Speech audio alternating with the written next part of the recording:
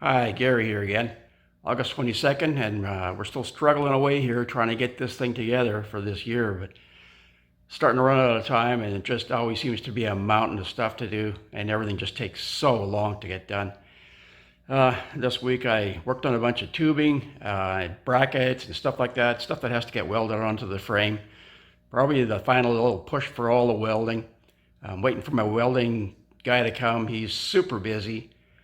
So hopefully he can make it, tomorrow or Sunday, whatever. If not, then I guess maybe sometime next week or whatever. He'll come when he's ready. So what I've been working on is the steering, or sorry, the seat bar. There it is. There's the new one. It'll get welded in there.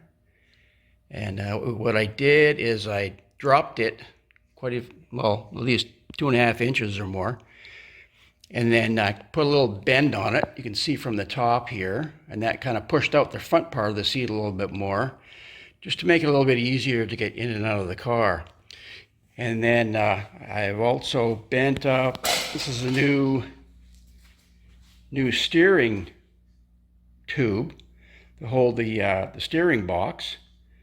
And we had to raise it up a little bit because there wasn't very much room between the top bar and my legs because of the different transmission that I'm using. So this got us like about 3 inches or so because there's a little bit of a bend in the tubing. Then these brackets here, they'll get bolted on.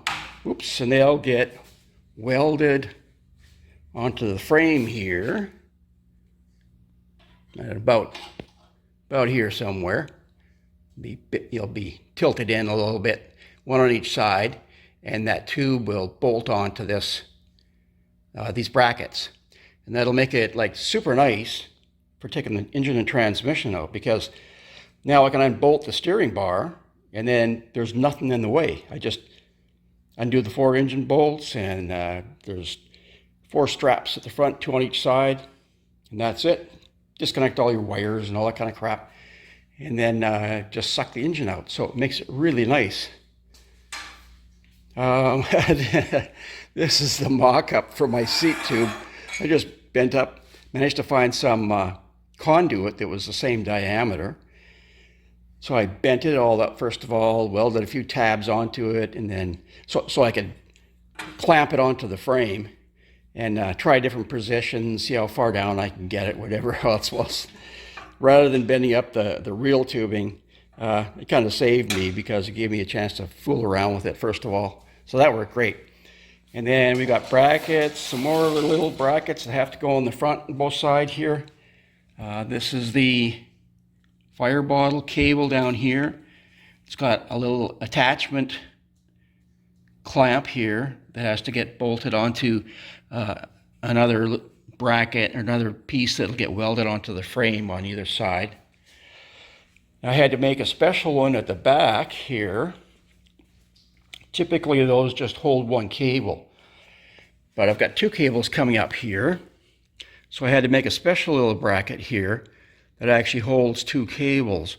So typically what they do is they have like a little slot here, and there's a slot inside the cable itself, and it goes into this 1/4 inch slot, and then there's another little tab or lever, whatever, that goes over it, locks it in. Then you use some kind of a safety pin to keep it from coming apart. I could have welded this on, but I decided, since this other bracket was already welded onto the car, that I would just try drilling it and tapping it and bolting it onto here. That way, if I don't like the arrangement, it doesn't work that well, I can always just unbolt it and make a new one. So, but this one seemed to work really well. I'm really happy with it. So it's actually fairly smooth. That's what activates the fire bottles in case you have a fire. So what else is there? Oh yeah, the gas pedal. There's another little mount here. I don't know if you can see it that well. It's down below here. It's on a little plate. It's welded down here. Comes up here, and then there's a 1/2 inch tube that comes through the whole thing here. And that's what stabilizes the gas pedal. this tube is the pivot point, but the other little bracket here provides the stability for the gas pedal. So it actually works nice and smooth. No problem there at all. It's really solid. So I think that'll work out really well. What else is there? Can't think of anything else. Just been plugging away and all this stuff, playing with the bender. Got a JD squared bender. And all my dies came in a while back, and I finally got to it this week. So I've got 3 different size tubes. The steering tube is 1 1/8 inches, and the seat tube is 7/8 of an inch. And then there's these little loops. These are 1/2 inch. These little loops will get welded underneath the front seat tube, just like this. This is the old one here. It's got some Zeus fasteners on it, and you see underneath here, it's got this loop here. So the seat belt goes through, and this is good for a 5-point harness, but they've mandated in the rules now that you have to use a 6-point harness. That means there's 2 straps, not just a single strap that goes up between your legs, but there's actually 2 separate straps that go up between your legs. So that's why I had to make 2 more tubes here, and those will get welded onto the bottom of that seat tube. So all starting to come together. I got a whole whack of stuff coming tomorrow from Summit Racing. Dipstick for the engine. It's got to have a locking dipstick. It screws in on this side. And I've got a little shorty dipstick that's about, 4 inches long for the transmission here. That's coming. I've got a whole whack of stuff. Just a couple of distributor caps, a couple of rotors, a wire set. Got the spark plugs in here now. What else is there? A whole bunch of stuff coming from Summit that I just decided to order it all and get things happening here. So we're getting closer. I got all the safety gear is on the way. Fire suit, helmet, boots, gloves, head sock, all that crap, Hans device.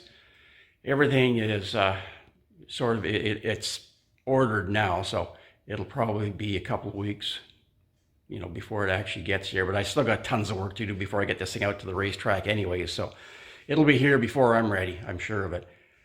I've got, what else have I got? Can't think. So many things going that I can't even keep track of it all. Just, I had my project management board going for a long time here, but it's kind of fallen behind too, because I'm just punching out all these little projects that don't even have tags on them anymore. They're not even listed. So I usually just try to write them up anyways and then put them over on the completed pile, just so I can see that things are slowly getting done. But just what happens. It turns to chaos. It always does. But it's getting there. So I'm really disappointed. It's going to be a heck of a push to get this thing out to the track at least once or twice this year. I hope that I can get it out at least once, just to see what's going to happen, see if it's going to go straight, and if it's going to pull a little wheelie or a big wheelie or whatever it's going to do. I just would like to know how it's all going to handle when I get it out to the track, how it's all going to operate with the gears and the tires and the rear end and the torque converter and all that kind of stuff. Just so many unknowns that I'd really love to just take it down the track a few times, just spend a day out there, at least one day, and get some kind of an idea on how it's going to react. So I'll keep you updated. That's about it for now. Hopefully I can give you more information, more news throughout the following week here. So Other than that, take care. We'll catch you next time.